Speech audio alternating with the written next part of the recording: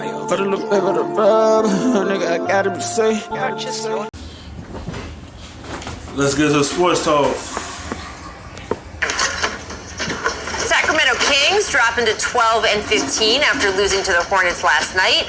Sacramento welcomed back De'Aaron Fox to the lineup. Marvin Bagley came off the bench. So Zach, it didn't work last night, but can the Kings, do you think they'll put it all together now that they're healthy? I think they can. I mean, they've won 4 of their last 6. They're 12 and 10 since their horrible start. They do have interesting questions though. Like endorsement. Bagley was a starting power forward. Now he's a backup center. What's going on there? Bogdanovich, what's going on? Are they going to trade him? Are they not? So they have some questions for sure. But they should be able to be in the playoff race. Yeah, I think so. They're a talented group. They just need time to get their chemistry back with those two core pieces missing so much time. Definitely. That's all they're going to do.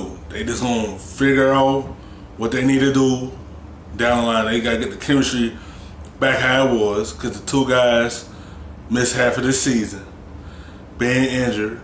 So they got to just try to work themselves back into this and just get some more gains under them. Like the injuries slow you down a little bit, and Lou Walton go put it together as the season go on. We're expected to fight for that 7th or 8th playoff spot. We'll see if they do. Let's talk about the Hawks. Coach Lloyd thinks very highly of his young stars, Trae and John Collins, saying they are the best pick-and-roll duo in the league. Paul, do you I think we agree? need a bigger sample size. I understand what he's trying to say to kind of like hype up his players, but I mean, off the top of my head, I don't know who is statistically, but I'm taking LeBron and AD. I'm taking, there's so many other combinations. Whoever Kawhi Leonard's in the pick and roll with, Right. That's just him giving his team some confidence. Harden, Capella. Right. I mean, I get it. I know what he's trying to do. I also find it a weird thing to say when it's so obviously not true. And that's no knock on the young guys. It's just you're talking about superstars. People laughed when Mark Jackson said Steph and Clay were the greatest shooting backcourt ever. That's a different conversation, though. At the time, people laughed at it. The Knicks beat the Hawks last night. New York has won 3 of the last 4. Let's give props where they're due. Marcus Morris is talking about the playoffs. That might be taking it a little bit too far. He said, quote, "That's what we're fighting toward." Zach, is Marcus Morris a little too excited about winning? I'm not giving the Knicks any sarcasm. Winning NBA games is hard. They've won 3 out of 4. I just clapped. I just said props where they're due. There was no sarcasm in that clap. You never know in the Eastern Conference. I mean, anything is possible in the East. It's possible in the East. I mean, I know Kevin Garnett would. Yeah, they 7-21 right now. All they do got to put a streak together and inch close to at least like 18 and 22. That puts you right back in the hunt to make the playoffs. In the East, you just need a record that's close like that. You can end the season like 40 and 42. Like, just to make the playoffs. They just got to put the streak together to be able to get back into the hunt. Just on set here, but you might be taking that maxim a little bit too far. I mean it, though. I think this is an impressive response. Obviously, a lot of tumult there. I think that I'd like to see them keep doing that, but it's good. This is a no sarcasm clap. Come on. More news from the Knicks. Today, they announced that they hired former Cavaliers coach David Blatt as a basketball consultant. Here he is. He is already at the facility, taking in practice with GM Scott Perry, President Steve Mills, and the middle, of course, longtime Knicks guard Allen Houston. He is now special assistant to the GM. So we know, guys, you remember that David Blatt stopped coaching full-time due to symptoms of multiple sclerosis. Really not able, he said at the time, to have full-time coaching duties, travel, the sort of rigors of that. So instead, he's come to do this with Steve Mills, who he knows from Princeton. What do you make of this connection? I mean, you can poke fun at it if you want because of the incestuous Princeton stuff, and people are going to say, oh, the Knicks, they have their little circle, but David Blatt is a basketball savant. He's a genius. He's really, really smart, and the Knicks, all they're trying to do is just put a good front office together so they could be able to put a team in New York together to be able to be contenders in the playoffs. That's all they're trying to figure out, the front office situation, so they could be able to have a good team for the future. That's all they're trying to figure out. They're trying to bring some guys in to be able to help them with that. This doesn't hurt to have a lot of people like that in the room. The more people like that, the better. Yeah, great basketball mind. I mean, they can't get any worse than what they are. So I mean, no, They just won seriously. 3 or 4. No, but I'm We're just having a saying, like, positive it's the mix Knicks. today. You have to try things, and bringing in a great basketball mind like that for a consultant is a great idea. He can kind of like, you get an outside look from an opinion from a coach who can see things that maybe the other coaches can't see.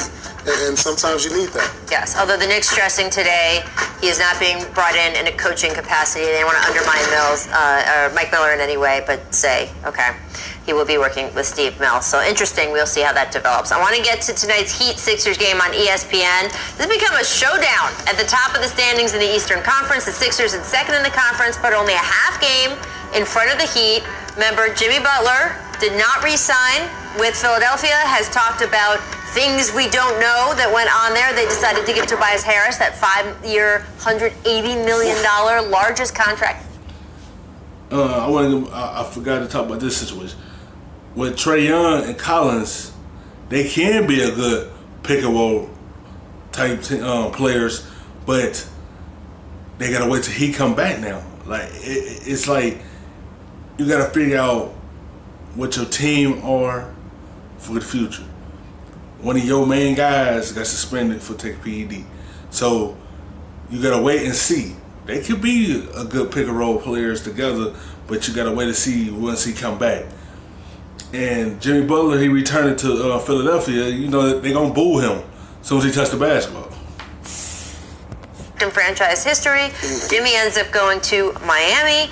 Paul, who do you think is having a more impressive season so far, the Sixers or the Heat? I mean, I think it's obvious it's the Heat because coming into the season, nobody expected the Heat to be where they are. We knew they signed Jimmy Butler, but it's tremendous what they've done with their young core. They have Nunn, they have Hero. These guys are developing nicely, and they have 2 guys on one team who are top rookies. And then Adebayo, he's coming into his own, starting to develop as a player into a most improved candidate. And so now it's like, okay, Miami Heat with their culture, they're going to play hard every night. Their leader, Jimmy Butler, Spoelstra. I mean, this team in the Eastern Conference can easily make home court. They're in home court advantage right now, top 4 seed. Like, Jimmy Butler could be a good leader because how he changed a team is unbelievable for real. When he stepped in the building, it changed everything for this team. Miami was already a good team before he got there, but they even a better team this year with him there because they put the right players around him that fit everything he like to do. That's toughness and play hard every night, and that's why this team is a good team in the East because everyone didn't suspect that he be top of the East at this time. They thought that it was going to be an up and down season for him, but it turned out to be different. And they can easily stay in that position all year long. I think relative to expectations, Paul's right. It's the Heat. And by the way, you put those top 6 teams back up in the Eastern Conference. Those are teams with 20 or almost 20 wins and less than 10 losses. Like, look at that. Those are 6 really good records this year. Now, let's not look at the rest of the East standings because it's not that great. But the top 6 is like, those are all legit, really good teams. Boy, was I wrong about the Pacers. I thought they would be like a 500-ish team and maybe miss the playoffs. They have proven that wrong. But Miami, Philly is who they thought we were, more or less, and with some questions to answer about their offense. But the Heat but where are really you on good. that? Because you've done a lot of coverage of Philadelphia so far this season. Do you feel like they still have to tweak and add more to their roster, more shooting, to get to where they keep saying they want to be at the end of this season? I think they will try to do that for sure. To me, a more pressing need than adding more shooting is just they need their starting 5 to play more time together and need to just figure out chemistry. I mean, they have a bunch of very unusual players. Their lineup is very unusual. It's going to take. That's all. It's going to take time before that chemistry come together. They did lose some key players, though. They did lose Jimmy Butler. They did lose J.J. Redick. Jimmy Butler was their closer. J.J. Redick was their outside shooting. They still trying to figure out a lot of things because their lineup is unusual. And they just trying to put a chemistry together. The team's still good. They just, once that chemistry come all together, Philly going to be a different type of team. Even though they lost 2 key pieces. But they still got a starting 5 that is good to put a run together in the playoffs. And they have a good bench. The good team. Like, it is the Philly just trying to put things together, this year. Time, but I think given the injuries they've had, the suspension of Joel that cost them a couple games, if everybody 20-8 and their defense is really good, I think they're about where they should be. All right, I want to get to our League Pass game of the night. Pelicans at Timberwolves. That's at 8 o'clock Eastern time. Guys, somebody has to win this game. Both teams coming in with long losing streaks. The Pelicans have lost 13 straight. The Wolves have dropped their last 7. Paul Pierce, whose losing streak ends tonight? I'm not gonna lie, I always been so disappointed in Minnesota. I just thought with Towns and Wiggins, but I'm going with those guys. You think that they're gonna break they have an through? all-star on their rock. Like, they got an all-star at Carter Towns and Wiggins. Only thing about Minnesota is just inconsistent.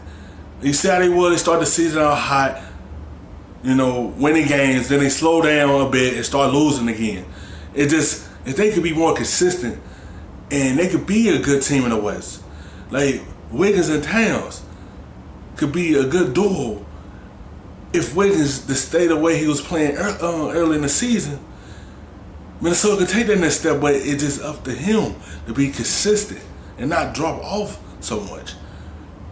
And the Pelicans, it just Zion injury hurt this team. They had so much promise coming in the season with him, but by him getting hurt, it hurt them this season. And you still got Ingram that's playing well. Hopefully Pelicans keep him there, be with Zion. It just like that injury will hurt a team. I mean, he should be able to buy his, They're at home. carry his team to a win. They're at home and they have Cat. Minnesota wins tonight. There you go. Somebody's got to. That's how it works. Thanks to these guys, Adam Sandler, Kevin Garnett, Kelly Oubre. Thanks for watching ESPN on YouTube.